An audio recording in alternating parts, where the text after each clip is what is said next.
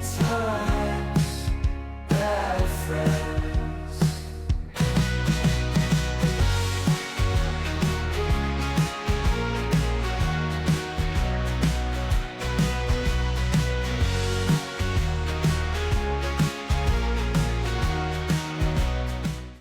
We're live. Good afternoon, good evening, good afternoon, good morning, good evening, wherever you're listening from. We're just glad you're listening again. Okay. We're glad you're here. We're glad you opened it up. Just like the Epstein files, you're not holding any secrets from us. We're back today with another great guest. All right, I just had to throw that in there. But thanks again for being with us. Welcome to another episode of Good Times, Bad Friends. We are back with our guest series. We're rolling and we're excited. And today, obviously, let's jump into this one because we've got a guest today who's done just a little bit of everything. Colin, what do we got? Yeah, I'm gonna preface this and say this is our first daytime one, so Justin hasn't had all day to stress and freak out about his intro. So I think he I had enough crushed it. coffee. Yeah, today's guest is the definition of well-rounded grit and grace. From East Texas roots to the gridiron at SMU, Tyler Jones knows what it means to push through and find purpose. He started as a safety at SMU, where one of his biggest moments was starting against the number 3 offense in the country and helping win the Hawaii Bowl in 2009. And that was just the beginning. After a decade of touring as a singer-songwriter, Tyler shifted his focus to hunting and co-created the popular YouTube series Buck Truck for MeatEater, which blew my mind that I put those two together when I found out that's who you were, which is really cool. And now the element he shares his passion for the outdoors, the gospel, and teaching others how to hunt more intentionally. Whether he's coaching football at his old high school, parenting his kids with his junior high sweetheart Kaylee, or filming in the wild, Tyler brings depth, humility, and heart. We're honored to have him on the podcast. Please welcome Tyler Jones.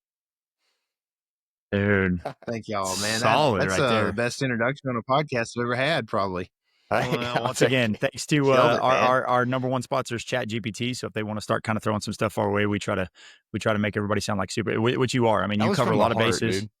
Yeah, that was Colin's soul being poured into that after reading a Google form. But so yeah, man, obviously it doesn't take much to know that you've covered a lot of stuff and you are super successful in just about everything that you want to do. I think if you wanted to start playing chess tomorrow, you'd probably be on the Olympic team in about a week. So we usually like to start with you just kind of telling your story from a 30,000 foot view. Obviously, you'll probably touch all those bases. And then we have some topics that we'll dive through and kind of go step by step. But just taking a step back, just, what got you here and what kind of defined you? Just kind of tell us about yourself growing up and everything. Sure. Yeah, I'm here because, here directly because of Doak. He's connected the dots for us. He's your brother-in-law, is that right? He is my brother-in-law, and AKA he's also Colin's best friend, and they have this imaginary feud that's been going on. Basically, it's just Doak kind of picks on him a lot, and so it was so funny, so ironic. We were talking about just before the podcast started that Doak gave me the idea for you to be on, and I was like, Colin will be super excited about this because as soon as Doak finds out that he's the reason that you're on, and one of our biggest guests to date, Colin's really excited to have to face the music against Doak. So it's just full circle. It's just a beautiful moment that Doak was able to kind of bring this. I'll never tell him thank you, but it's really cool that you're here. I'm sorry, Colin. No, awesome. Doak's a great guy. Hadn't talked to him, directly in a long time, but I guess we can just go back to those days. I was in high school. Pretty good athlete and ended up somehow, hanging out with a bunch of the guys and people from Doak school. They were in our district. And I guess I had a friend that was wanting to date one of the girls over there. And so we would, go over there together. He had a 1971 Chevy Nova. And it was nice. Gunmetal with black racing stripes, had a hood scoop. It was a 350, it was a 3-speed. So it would scratch going into third gear, it was awesome, but it didn't have AC. So we'd go over there in the summer and we would be sweating by the time we got to these people's house, and they're probably thinking we're crazy or whatever, but just hot as all get. That hood scoop would shoot the heat right down the windshield into the, into the front, and it was hot, but it was an awesome car, and I guess he thought it was good for the ladies to look at or something too. Cause that's why he wanted it. Why else would you want something that didn't have AC in it if you could afford it? But Doak's never been the most hospitable person. He's usually pretty rude, so I understand him putting you in bad situations as well. So he's gonna suffer, everybody in the car has got to suffer. Yeah, that's for sure. No, and it was that's how we kind of got connected, and so have just kind of vaguely stayed in touch through social media. Social media, we'll probably talk about some of this today, I imagine, but there's good and bad with it, and a lot of bad, honestly. But one of the good things is, you make these acquaintances along the way, and and you have the ability to kind of vaguely keep in touch with people until something like this pops up, right? And then you might they might reach out to you or whatever, and you kind of know a little bit about what's going on with their life, or that kind of thing. So that's the beauty of social media, and that's what it should be used for more often than it's used for other things, probably. Agreed. But No yeah, doubt. so from high school, I went on to play college football, like you mentioned, and then towards the end of that, I met a guy that was on the football team that played guitar, had written some songs, had recorded a couple, and I listened to him. I was like, man, this guy's actually pretty good. So we became friends. We're gonna ride together. Long story short, he tells me that I should start learning lead guitar and become the lead guitar player for the band, So I kind of worked on that, and we started a band, started touring, and nearly 10 years later, I was still touring, and I can get more into that later on too. But from college football to that point, lived an extremely poor life, and then decided to continue that poor life by creating a YouTube channel that was pretty much what I was trying to build into a career, which now is my career currently, but continued being poor for a long time. So, and now I create YouTube videos for a living, which is really cool. And has its challenges like everything, but most would probably call it a dream job, and I probably wouldn't argue with them. The quality of those videos is insane. So even like, I love the MeatEater series, and then even prepping for this interview, I went and watched some of just the buck truck ones, and it is like high end, like it's legit. No. I don't know, I don't know how to say it. It's legit. I don't know. It's awesome. I think like the editing that you do mixed with like the music in the background, and it's just incredible. It's well worth the high praises and high rewards that you're getting from it. So it's very impressive. Yeah, I actually, so I edited the whole thing. It was a massive project, but I did 100% pretty much of the editing on the Buck Wow. Truck series. And that was like, we had a few guys. So we actually had one employee at the time who's a camera guy, and then we got 2 interns to help for that season. And I was thankful that we got those 2 guys. But literally the first Buck Truck episode, there were seven parts to the series. The first one, the 2 interns, that was the first like stuff they had really ever shot. I mean, it was like the first time they had shot with us. Man.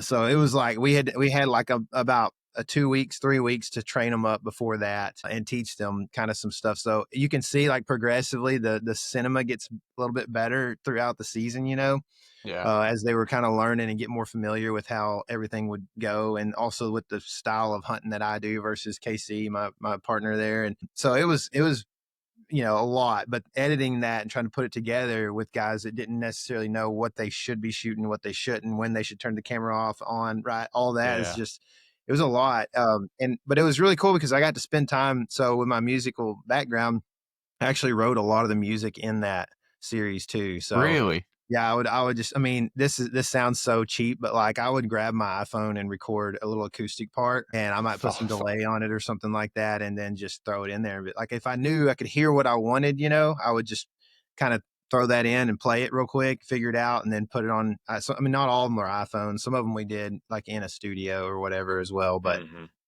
yeah, I had a lot of fun with the series. It's not really the most efficient business model. But cause it'd be more efficient to go grab royalty-free music from the internet, which we do that a lot too. So, and I did on that series too. But it's just it was a personal touch. Sometimes you kind of do things for the love of it more than you do just for making money all the time, right? Yeah, that's the story of our podcast. We're not in it for the money. Yeah, we're not in it for the money. No, but I mean, that's where you see people be successful. It's the people that are just trying to, I don't know, I guess probably go after what people want to see necessarily versus what they're passionate about. Those are the people that you see stand the test of time. It's guys like you that start, you're almost going into an uphill battle that is not profitable for the foreseeable future. But as long as you're able to stick with something you're able to do, people are going to resonate more with the passion that they see from you. Like that's the biggest thing when you watch those videos, like I'm locked in just because of the feeling I get from you. Like if you're out there and you're like, all right, today, we're just going to hunt, the biggest bull elk I've ever seen in my entire life, and then you don't make me feel like it's the most fun thing you've ever done, then I'm not going to watch it. But I think the thing that's made you so successful is just your consistency and people understanding and being able to see day in and day out every single video that they watch about how much you care. But it's just so crazy to see where you are now. So kind of taking a step back, like you're playing football in high school, you're doing it at a really high level. You're probably not thinking about, man, in 15 years, I may be famous on YouTube. But like at that point, what was your journey? What was your mindset while you were playing football, getting recruited by SMU? I had a conversation I left with my neighbor every morning, and my wife, when she's not working, she goes with us. So we all lifted this morning. He's a pastor, super close friend of mine. And this morning we were talking about, and I might offend, according to you guys, 8 or 10 people, but I might offend some people here. No, I'll probably offend everybody listening, but 17-year-olds are just not that smart, and we're with you. Amen. Like, we see them every day. When we were talking about this in regards to actually like evangelical conversations. And so, I guess my point is, when I was 17, a couple of things, I've had some concussions since. So remembering exactly what I was thinking at the time is tough, but I do know that like a lot less process going on in my mind than I currently have about things. Like everything I do now is just completely broken down and thought about, like, why am I doing this? What am I doing? Am I doing it right? Should I do it this way? Is there another way to do it? Right. And back then it was like, I mean, I was basically just trying to, like, when I was getting recruited by SMU, even, by any of the schools, like, I was basically just trying to, like, my mentality was, I wasn't always crazy about the process. I was more crazy about doing the thing, like whatever that thing is. So like when it's football, like I literally, if you put a ball in front of me, dude, I will ruin both my knees and go until I literally die. Like I'll almost die, like chasing a ball, right?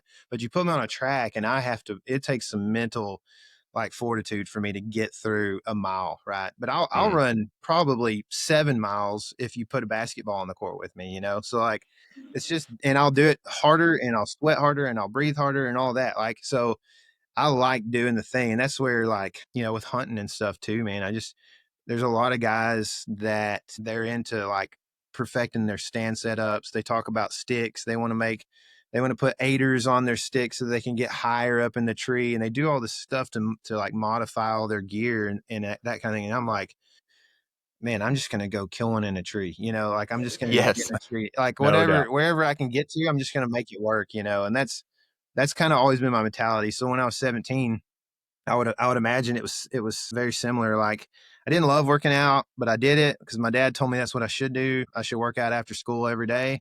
Had a partner that worked out with me that was an incredible football player. He's undersized and he got a D3 offer and decided not to take it. But he was just incredible. Had like 150 tackles our senior year and really good friend of mine. But we lifted together and there are days where I don't want to get too deep or too off subject now, but like, this is why church is important. The church, like the universal church, right? Like there's going to be days when you're struggling mentally to, like, in the weight room, right? It would be like, man, I'm beat. I don't feel like doing this. Do we have to lift today? And your buddy's going to say, man, yeah, just shut your mouth and start lifting. You know what I mean? Like quit being a baby, And so, and that you need that, like that's the things that carries you and grows you through life. And in the church, you don't hear like, shut your mouth and quit being a baby, all the time, but you hear, encouragement, right? In a different way. It's usually a little more graceful than that. Athletes tend to speak to each other a little harsher than the average person probably. But that, back to the question, at 17, I was really thinking more about like, as a senior in high school, I'm thinking I want to win state more than anything else, like in the world. That's what I want. And my wife, I was dating her as well. So, thinking about her quite a bit too, just being young love and all that, and then just trying to get by everywhere else, right? Like make pretty good grades, keep my parents happy, make a little cash when I need to. My parents didn't really make me get a job. Like my job was to be good, like to lift in the afternoons, to be good at sports, right? So blessed in that manner as well. So yeah, that 17-year-old me is not super complicated, I don't think.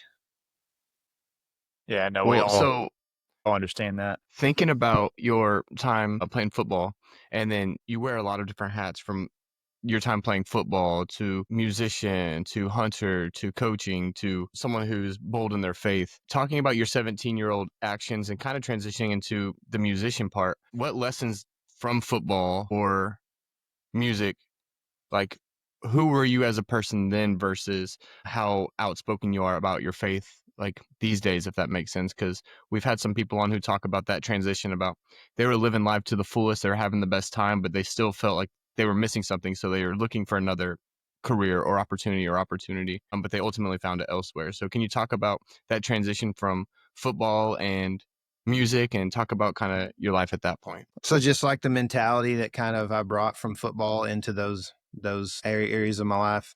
Yeah, like lessons from as a 17-year-old you learned that kind of carried over into the other aspects. Yeah, I would say as a 17, 18-year-old, like a senior in high school, like some of the lessons that I learned are, I would say there's a few that like didn't really translate into life very well, honestly. Um, you guys probably understand kind of the current era and how a lot of times marketing is it's a slogan. And if you really think about it, it doesn't make sense. The slogan doesn't make a whole lot of sense, right? But it makes people feel good. So it sells product or whatever, right? I would say that, like, I say this sometimes, but one of the slogans that always made sense to me when I was in high school was "Just Do It." It's the Nike slogan. Cause I just felt like I could and focus and try and think ahead and do all this stuff. And then eventually that stuff would show up and pay off. You could see it in the weight room, you get stronger.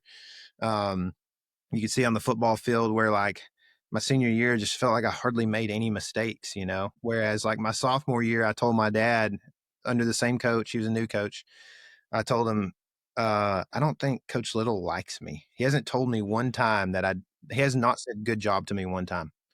And when I look back on it now, I'm like, I wasn't doing a good job. And so, I mean, Yeah. we were trying to run the option and I was failing every time. So like, I guess, what did I expect? I mean, I definitely was feeling sorry for myself, but I could see where a few years later, the coach literally trusted me with everything, man. Like, I mean, when the coaches were losing it, even on the sideline, we would all just be looking at each other like, we got it handled, like, We're fine, bud. we'll be We're fine, good. and so that just do it mentality, it worked for me. But then, I go to college and I show up. I played in the high school all-star game, Texas high school all-star game. So Oh, dang. I was on the north side. And at the time, that game was played in August. And so it was played on the first day of fall camp at SMU. So I actually had to miss the first day of SMU fall camp for the high school all-star game, which was fine. There was 2 or 3 others on SMU's team, I think, that were also in that game. So I'm already like behind, right? The second day, the first thing we do is we get dressed and we run into the tunnel and we're going to go out on the field and practice. And I remember thinking, I am the smallest guy in this entire tunnel.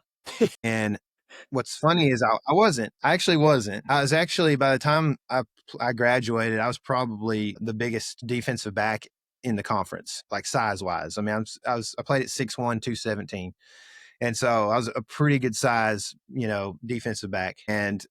But I felt tiny because even the receivers, like 6'4", 6'5", 6'3", and like when they got a helmet on, they look like they're way up there, And so I can just remember thinking that. And I didn't know hardly any footwork. And so you go from like kind of being at the top and just do it has gotten me to become a pretty good athlete to like, well, we're right back at the bottom and just do it can work, right?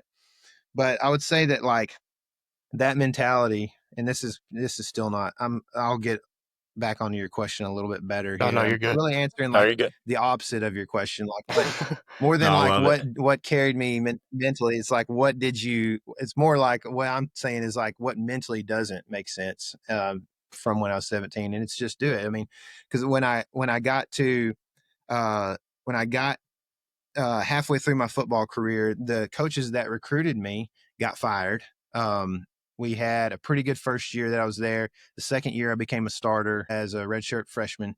And so I'm playing well. First couple of games, like in the first 3 games, I had 45 tackles, which is kind of good and bad as a safety. Like I was doing well, but at the same time, like maybe if the linebackers had made tackles in front of me, I wouldn't have had as much. That's a lot. That's a lot for the third level defender to have to make for sure.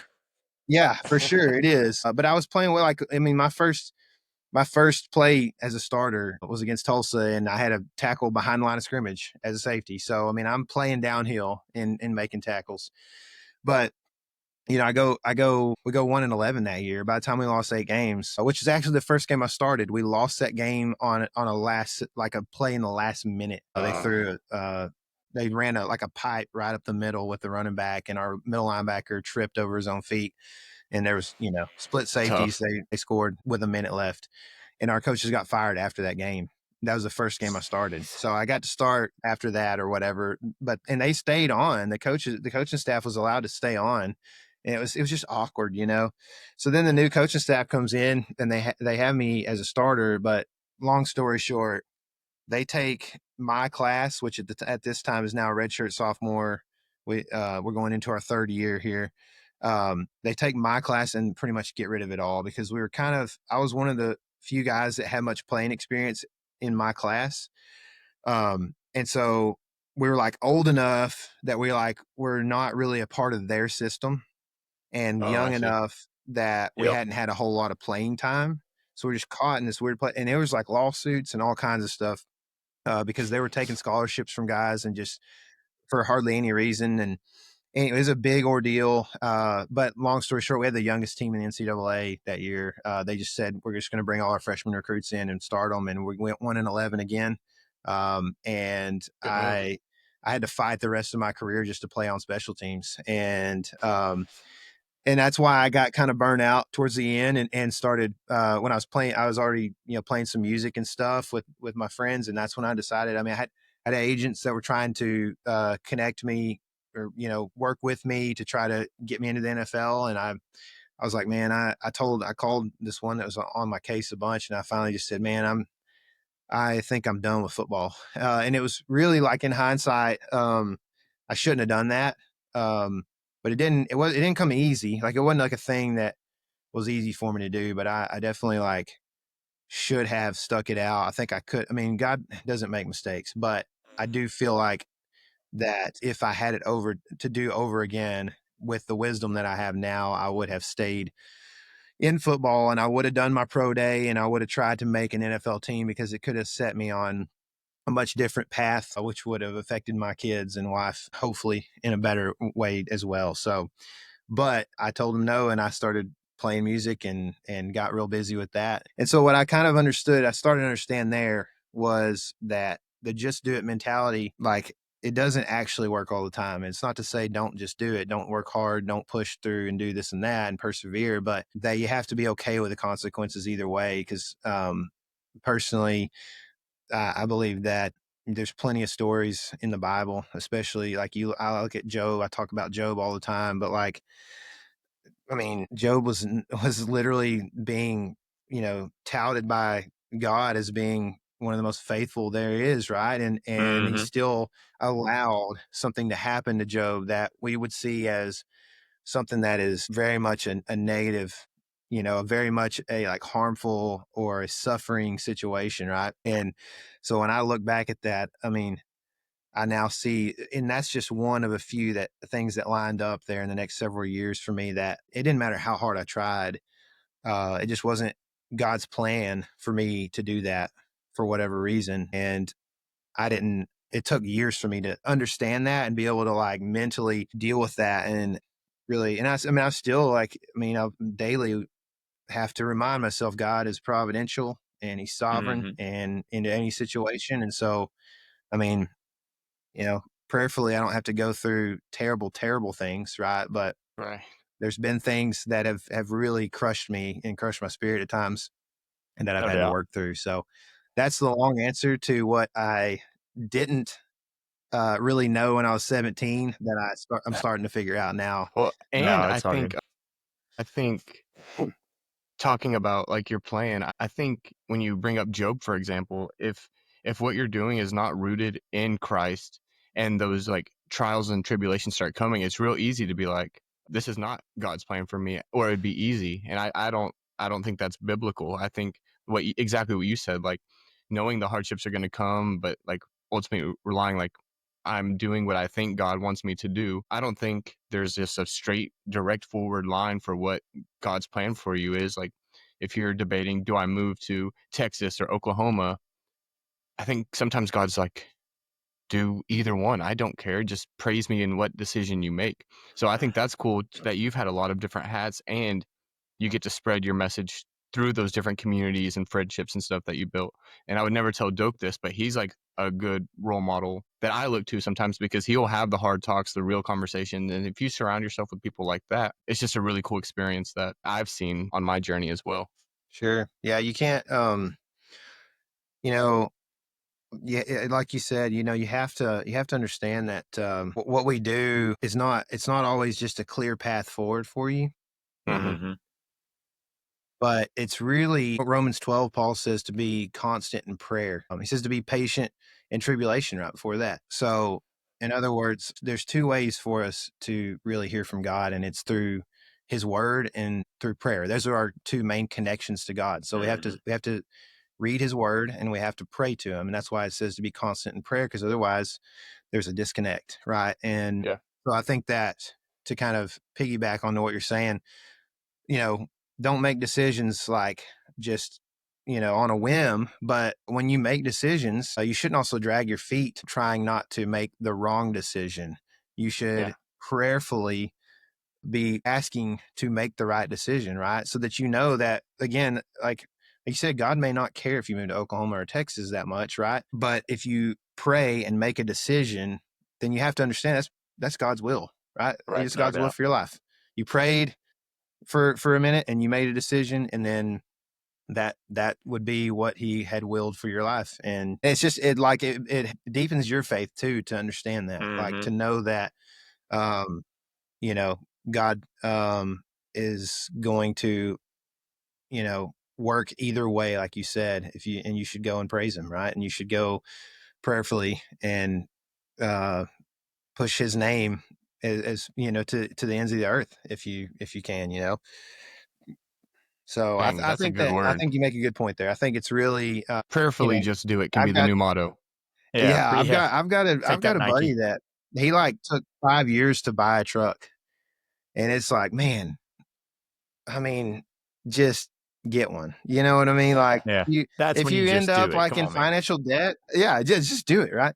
No, if you end up in financial debt, then I mean, I'm not saying don't make a decision on a whim, but after a year of trying to decide what to do on a truck, man, you got to just pull the trigger a little bit. Like you got to go on and just make the decision. If you go into debt, then that's what God is. He's teaching you a lesson somehow through that, right? So, no doubt. If you're not doing something in sin, I think you can prayerfully just do it. That's a good word.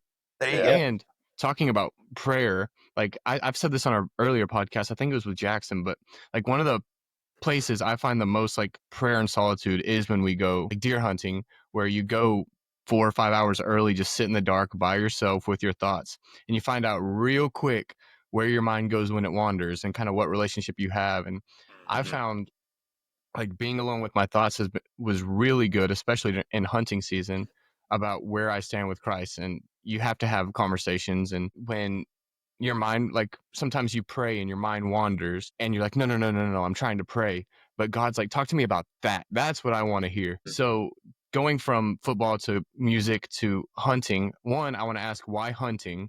Like what makes it spiritual or meaningful to you? And then two, we'll probably get into this, but I want to hear at least one of the stories about the bucks behind you on the wall. Yeah. So, for hunting that's just what I've done forever, man. My dad, bought me a BB gun when I was probably 5, I think. And I hunted birds in the yard until I was 8. And then I was hunting ducks with a shotgun after that. And then I was hunting deer at 9. And, it was just something that I really love doing. I love being outside. I've grown to love it even more. And, part of what I'm doing right now was a dream that I had to be, I mean, I could hunt or fish every day of my life. I literally could.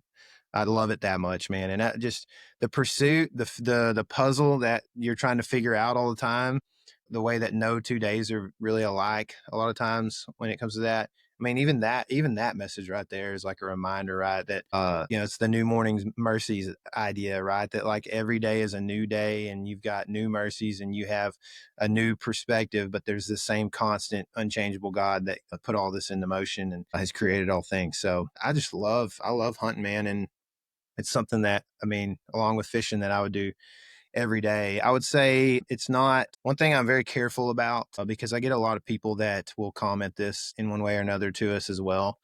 Is not to make the woods church, because we get that a lot. I get what I need out of sitting in a tree stand.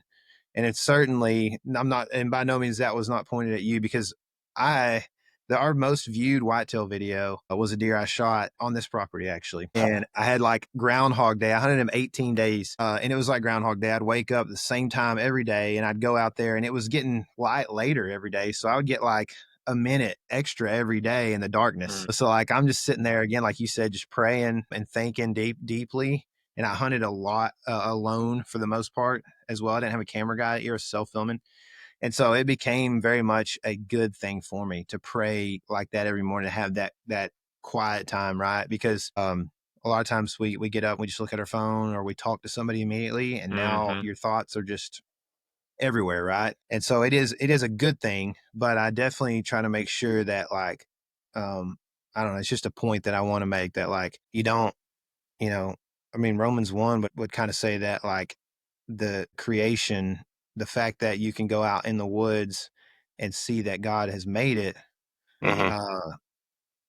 is a way to be condemned, is the way to essentially be, accused that there is a God and that you are sinful and you should repent, right? Right. And so that's only like kind of half the piece, is to go out and observe that there's God. Now you have to understand that you, as Romans 3 says, or that no one is good, right? So we have to understand that what makes anyone good is Jesus' righteousness. So there's a couple of pieces of that puzzle, and it can't just be the loner out in the woods watching the sunrise come up. You have to be a part of the body as well, For sure. No doubt. And I think That with was, you and having again, that not moment pointed at you at all. yeah, Colin, take that. Sorry about that. No, you're good. No, you're good. Just kind of talking about, we all try to have those moments of self-realization and we hear this a lot, a couple of the football players that we've had on, unfortunately, you get to the point where you've done something for so long, like you enjoy hunting, but football kind of became your identity. And then luckily you got to the point where you were able to say, no, God is allowing me to do these things. And then you also say you got to the point, when you had to step away from football, and then at the time you didn't necessarily understand it, but generally those stories come out of, no, I think that I was allowing myself to become a football player or a hunter, and I was only finding the peace on the football field, or I was only finding that strength and that connection in the woods, to where I had to take a step back. So now, when you kind of dive into content and you're coming up with your brand and the element and the channel and everything, how do you still incorporate your faith into now showing people what you're truly passionate about? Like, how do you keep that base of, God's given me this platform to be able to show people, I'm creating this content, I'm creating videos. So then how do you thrust forward into that? Kind of take us into the brain that you created and you start making videos and all that kind of stuff. And then kind of what the story is behind that. No, that's a great question. It's actually complex and kind of difficult sometimes. Like it's very much something I think about constantly, or not constantly, but a lot. It's something that I put a lot of thought into, because what I do is not the most personal thing. And in fact, in my industry, and probably in most industries, there's a lot of deceit, and people are more privy to that than ever, probably, especially with like podcasts like the Rogan podcast and all the conspiracies that come out of that, and such. But I think people are very much skeptical now. And so like, dude, we have never hunted a property that had a high fence that would fence any deer in, or hogs or anything. I mean, we've never done that on video. And Oh yeah, I see. people, people would, we just, this January through March, we smoked hogs with bows.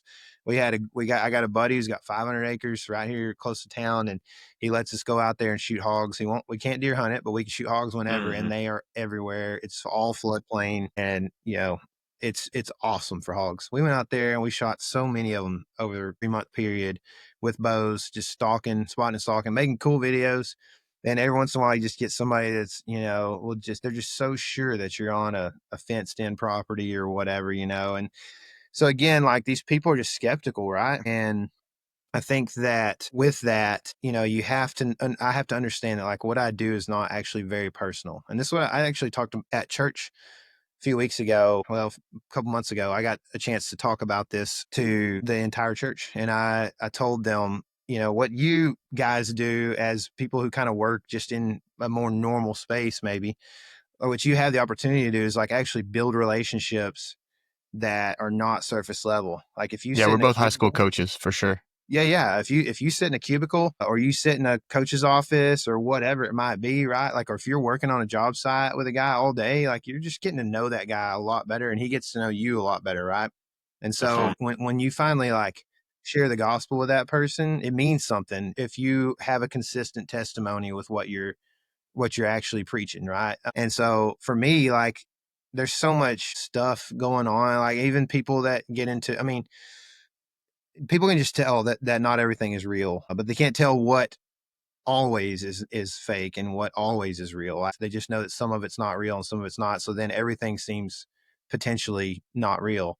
And so it just gets hard, right? To like, cause I can say these things and they don't mean nearly as much. Again, I can say, we literally say stuff in a video and we'll have comments saying the exact opposite thing.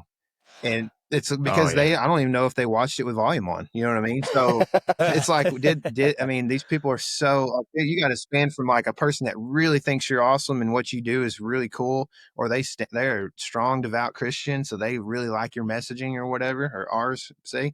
And then you've got people that literally are agnostic and actually pretty much hate people and, just like to shoot stuff just to kill it. You know what I mean? And so it's just, you got the whole spectrum there. So again, like what I struggle with is trying to figure out what is the messaging that I should use. And it varies. Sometimes it's usually varies with like where I'm at kind of emotionally and spiritually in the season. Last year was a really tough season for us business wise, mainly. It was actually kind of tough success wise for me, but my business partner, KC, had a great year, but our business had some issues that, it was a struggle to get through this stuff.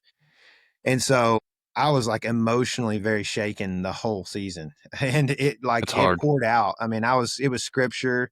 Every time I was like, hey, turn the camera on. I got something to say, It'd be like, this just happened. And in Romans, here's a lesson that I learned earlier. And this is why I'm applying it to this, it was like very pointed. Right. But in the past, we've really tried to answer your question.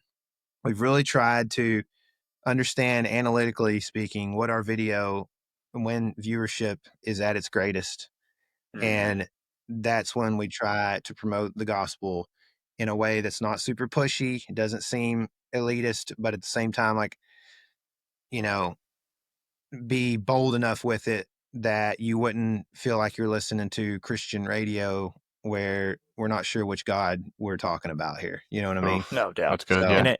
And I think you can find a good difference of being entertaining, but also keeping the main thing, and keeping a good foundation. I feel like if you're consistent with that, if you're consistent with it, this is awesome that I get to do this. Like we'll dive into all the cool stories and everything, but understanding this is why I'm able to do this. This is why I'm able to make this content. This is why I make this content. And more importantly, this is why I'm successful in making this, is because what God gives me every single day and the gifts and everything. So as long as you guys doing that and keeping that at the core of the message, I don't think it'll ever be too much. And with all those bad comments, you're going to find those no matter what. I mean, you could post a video of you holding the puppy and somebody's going to be like, you're evil. I mean, that's just how people work. That's unfortunately, when you're favored by God, you're also favored by Satan. So, but yeah, kind of getting into the channel and everything. I mean, I watching your guys' stuff, like I can't get enough of it. And obviously that's got to be like a dream for someone like you. You make content over something you enjoy doing.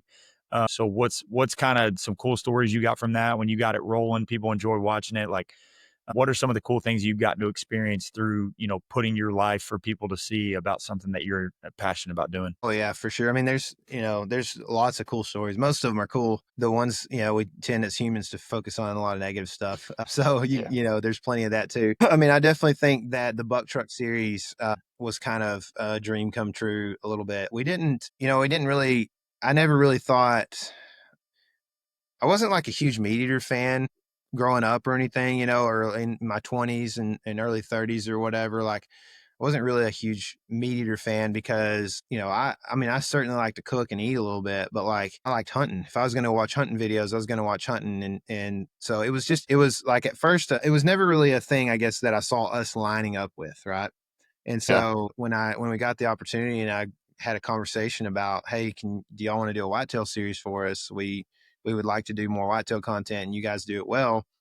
I was kind of, it was cool. I was kind of, you know, blown away that people that are doing it at such a high level would think that we were doing some cool stuff. And so as I dove into MeatEater's, you know, catalog and some of the stuff a little more than I had and familiarized myself with that, you know, I definitely, that stuff grew on me. That content did, you know, I would say that, you know, the Buck Truck series did really well, but it was a little bit like where we had most of our subscriber base was people that subscribed to us because they liked what we were doing, right? Not because they wanted to, you know, trash on us or whatever.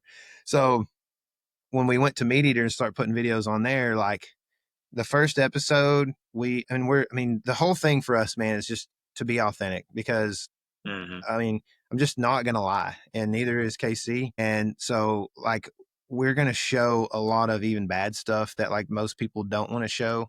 But we want to be authentic because I think when people can trust you like that, it doesn't matter that you don't need 1 million subscribers to make a living doing what you're doing, right? I mean, if you have people that trust you and like what you do, it just takes a small audience of those people that believe in what you're doing and believe that you're telling the truth. And so, I would rather have that small portion, but we jump into this MeatEater thing and the first video we killed 2 deer on the same night, 15 minutes apart. Like, I mean, it was awesome. And we made great shots. I mean, mine was 28 yards, so it wasn't super far. KC's like 48 and he made a great shot.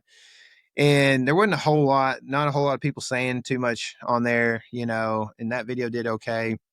Second video it comes out, you know, I had a mess up. I made a bad shot on a deer, and we hunt in a way that's very difficult. A lot of times, like we're hunting deer that are passing by in a tree that we've never seen, that we just showed up and had to make it work, climb up in there. We're sitting, sometimes we're like balancing on 1 foot or whatever. It's very difficult. I get into a situation like that, I shoot a deer, hit him in the shoulder. He takes it and probably lives because I hit him so far forward. And without telling the whole story, people, you know, I ate my tag, figuratively speaking. Like, I didn't go hunting again, even though we jumped the deer later that night and he ran up a vertical wall. He was probably just fine outside of a sore shoulder. And so, you know, people immediately just from there, there was just a certain portion of these people that weren't very keen on what we were doing because of that. And then as we got into this series deeper, our guys started to learn how to film it a little bit better. They got to see a better version of who KC and I are. And KC is also a very bold, devout Christian man as well. And that audience is much bigger than ours and much broader. And it's built, ours is built by the bold Christian stance, and that one not so much. And so there's just going to be all kinds there too, right? And even broader spectrum. And so I would see that happen, you know, quite a bit. So that was something I had to deal with going into that relationship that I didn't know I was going to, like, it like put me out for the first couple of videos. I was like, I can't believe the amount of hate we're seeing on this stuff, when really that's typical when you have like somebody who a channel's built around and then you add somebody into it that maybe they don't like quite as much, right? For whatever reason, loyalists and stuff. So, but yeah, I mean, like we hunted with a Astros pitcher, JP France, who, if you know the Angel Hernandez debacle that happened a year or two ago, like he's the guy that threw those outside pitches, you know, and got all the calls. And we hunted before that, but we hunted with him, which he's a super cool guy. He met us down there in Miami and we hunted iguanas with him for an evening. He was doing that's awesome.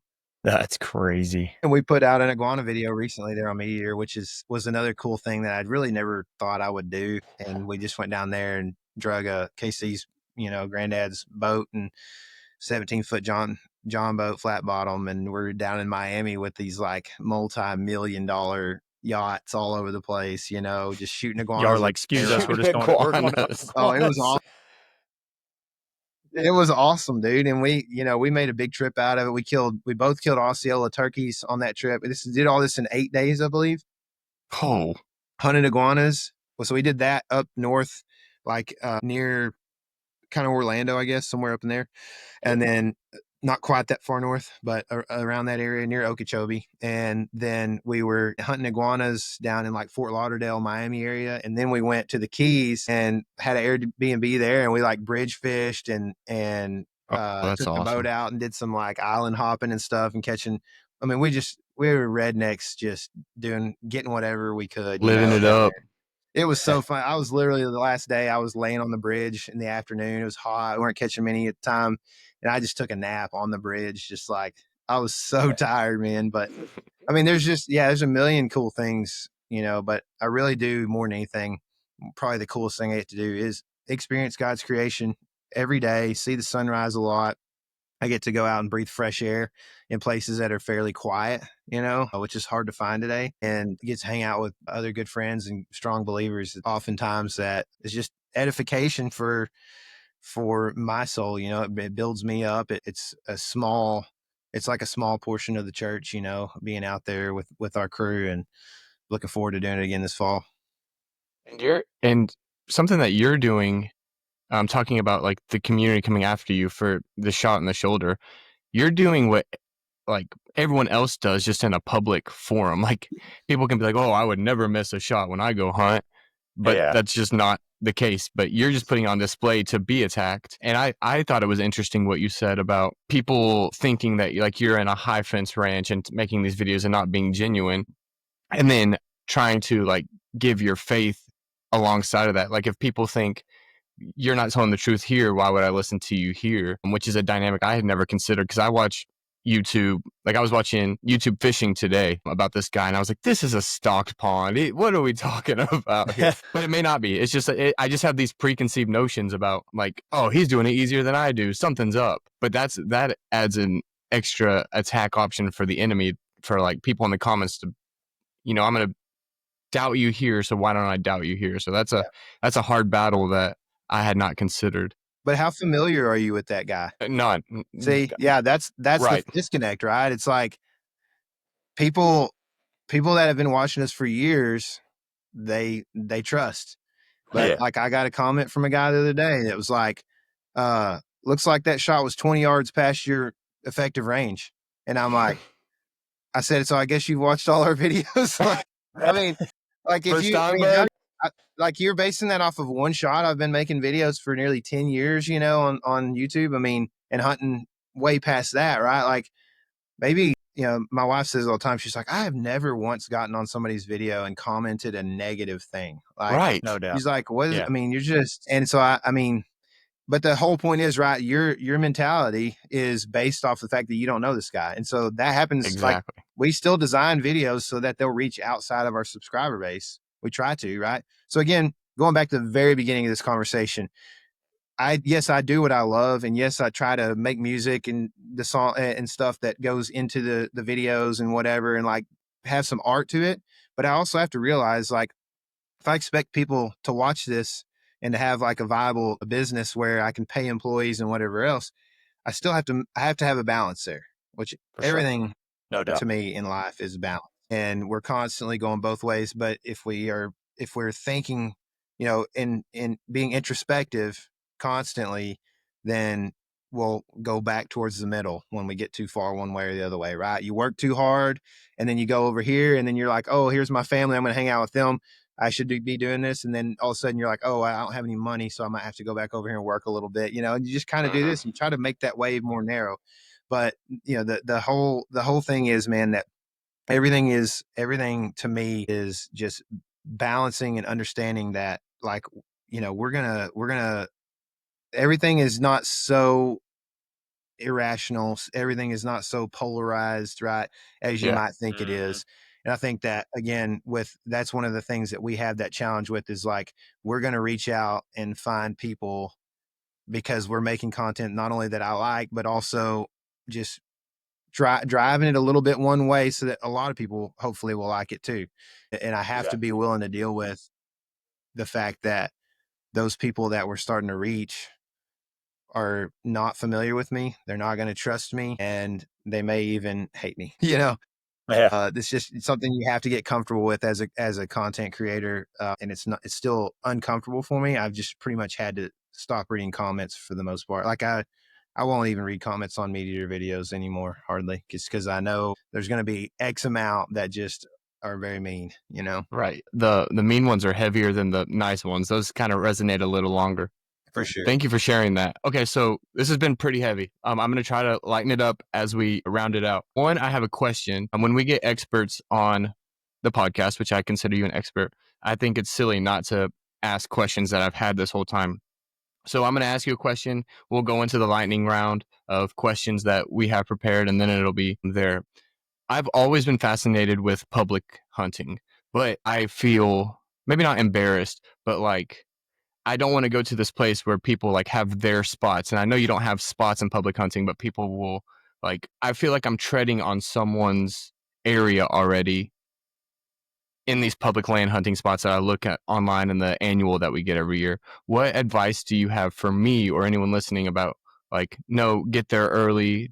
It doesn't matter. They'll find somewhere else, or they're like public hunting, like that's their personality. Like what advice do you have for someone who wants to try it, but is kind of intimidated is the right word? I would say, I love public ground, man. Cause a lot of times it's more ground to tread on than you would ever have or could afford to even lease sometimes. Right. I mean, not many people have a 1,000 acre lease, but there's a lot of WMAs that are 15,000 acres or whatever, so it is a good thing. And I think you can learn a lot on the public land.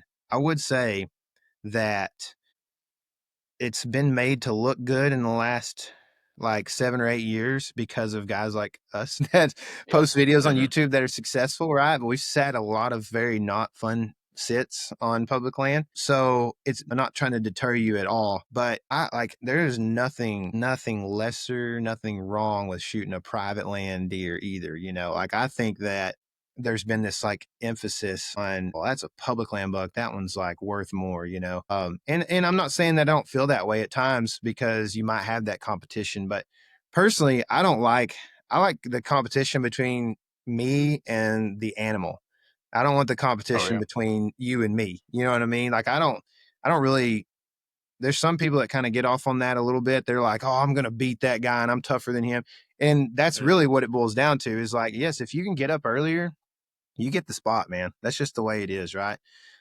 Usually. I do have a video where I killed a deer in a tree, and the next year there was a stand set in that tree. This is a YouTube video that and there's one set up in that tree facing the same way and everything, right? I don't know if these correlate or not. We were not nearly as big as we are now as far as reach and subscriber base and all that. But I went in kind of late, or not late. I went in one afternoon, set up or go in there.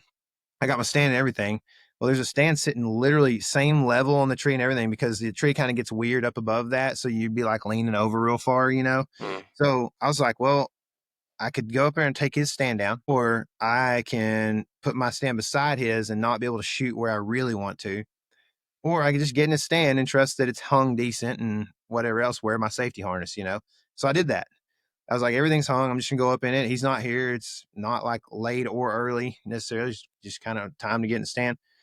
I sit there for like 45 minutes and I see it's open country. I see a truck about 3/4 of a mile away come and park right beside my truck. And I'm like, this guy surely isn't going to do this. And he walks all the way in. And when he gets like 150 yards out, he sees me sitting in his stand. And he still he kind of like looks, stops, and then he just starts walking again. Walks right up to me. And I was like, hey, man, what's going on? He's like, oh, no, not a lot. I'm just coming in here to hunt my stand. And I was like, man, are you kicking me out? That's what I was thinking, Is this, I was like, is this politely you kicking me out? Yeah. I was like, do you want me to get out? And he was like, yeah. And I was like, I thought that was a really cheap move, but I got out. We're standing on the ground in the middle of nowhere together. I grab my stuff and I go find a different spot. I almost killed a deer that night, right at last light. So you're going to have that. I would say that don't be intimidated by that, but just be nice in all situations. Like, just be the guy that's like, all right, it ain't no big deal. Just if you want to hunt here, man, just hunt here, right? Like, guys are going to occasionally walk in and set up 20 yards from you and not care that you're shining a light at them or whatever. But that's why I don't like public land hunting. I just do it when I have to. You know what I mean? Like, that's the one thing I don't like about it is occasionally that happens. I'd say most of the time it doesn't, especially if you work pretty hard and go pretty far in, or get up pretty early. But I mean, there's plenty of times we've come up, to a parking area and there's been a truck there and there's really nowhere else to go except, right through where he's probably hunting. So just back out and go somewhere else. But, I would say don't be too intimidated by it. Just, just always be the bigger dude, the nicer dude about the situation, and it usually won't escalate. Mm-hmm. But the YouTube comments might be, on that video might be telling you you're an idiot for sitting in some guy's stand. So, of course. Yeah, of course. Absolutely. The most educated people are the ones commenting on YouTube. So I'll probably. It's a parable.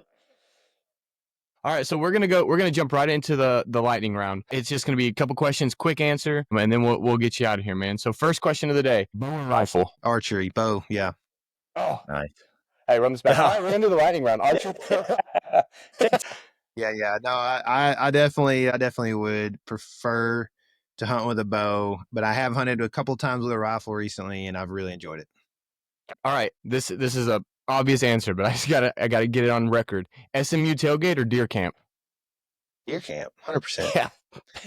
Thanks, ChatGPT, for making me look dumb. I'll say it. So I know this is a lightning round, but SMU was not really. It was culture shock for me, if you can imagine. So, I mean, we had there's a girl on our floor of our dorm. We had a co-ed. Like, each wing had males and females, but is on the same floor, which is insane, right? And there was a girl that was like, she was like the Paris Hilton of Marriott. I mean, that's the type of people that go to that school. You know what I mean? And I'm like the guy over here that never got braces that he needed from he's shooting iguanas for fun and stuff, eating PB&Js. Gotcha. Okay. Better discipline: coaching teenagers or training hunters? Coaching teenagers for sure, because they watch every single thing that you do, and I feel like that I have a much greater impact on somebody who is developing their character than somebody who's already developed a lot of their character, probably. That's so good. That's a great point. That's so good. Great point. Last question.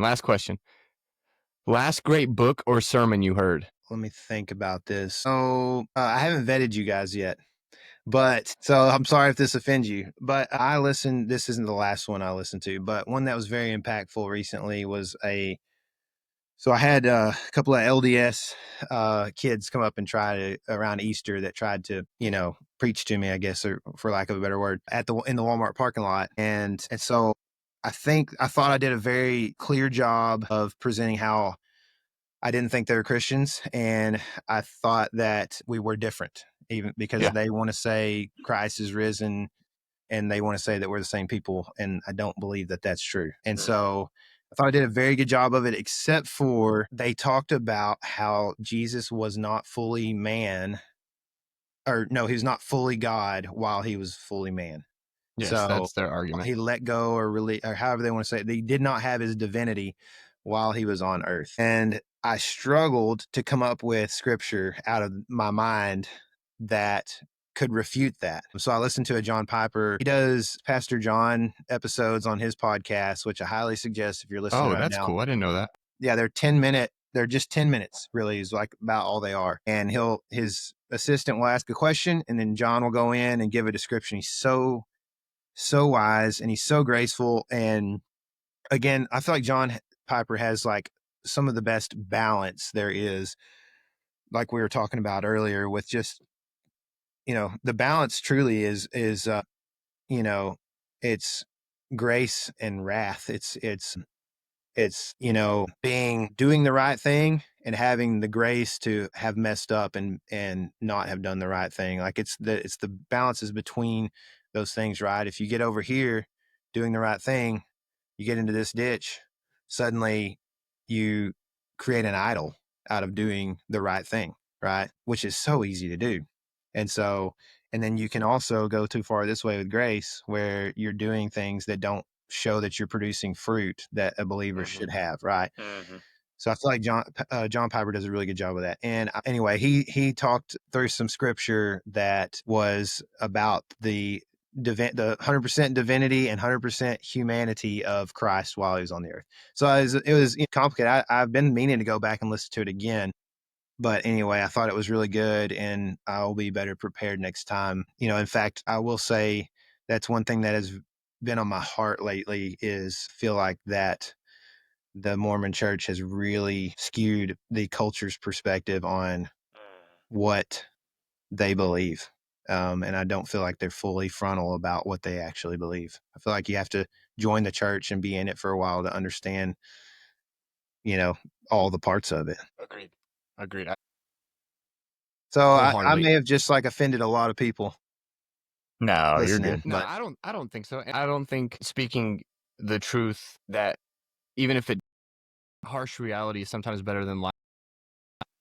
And I think that's in our faith is straight, even if it hurts feelings. If we can tell you the truth for you to comfort handle that moment instead of lying to you to make you feel what we're called to do. Sure. I think that's a good word.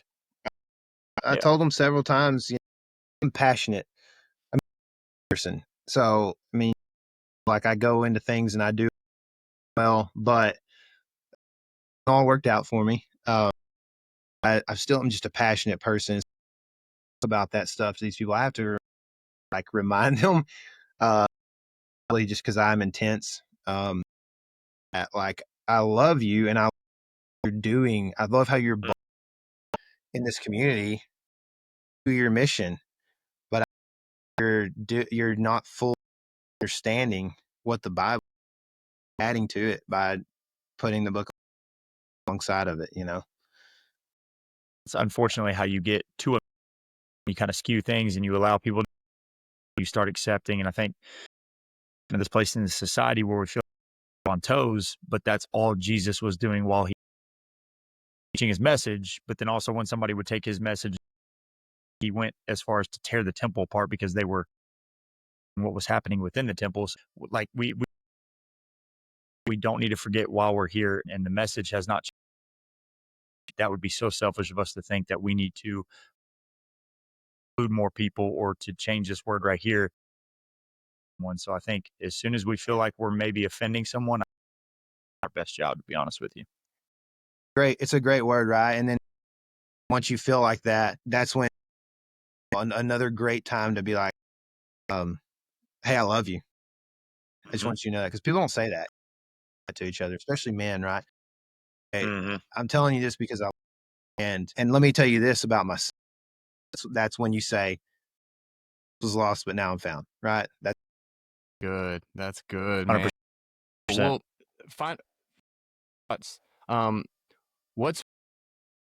Well, what's one message to people trying to chase passion and I think we've hit a today. Yeah. So my wife and my pastor I work out with this morning. Your purpose, like car wreck, and they live through it. Like, man, God's got a plan for you. 100% true. But everybody else's plan, it just manifests. The plan is to glorify God.